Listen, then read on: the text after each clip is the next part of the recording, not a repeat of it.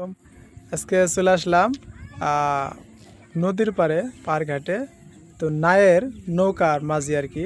তো এই জায়গাটা তোমার তোমার বাড়ি কোথায়? মহিলাকান্দি। মহিলাকান্দি। তো তুমি কি করো?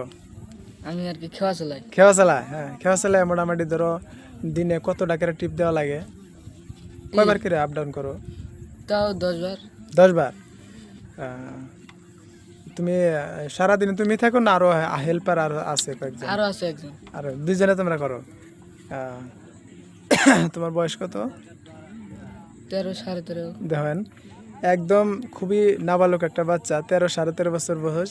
তো উনি আমান বিশাল একটা এই যে নৌকা, তো এই নৌকাটা উনি চালায় আর কি। খুবই সুন্দর, বাবুর খুবই দক্ষতা আছে নায়ের নৌকার মাঝে। তোমার নাম কি? ইসমাইল।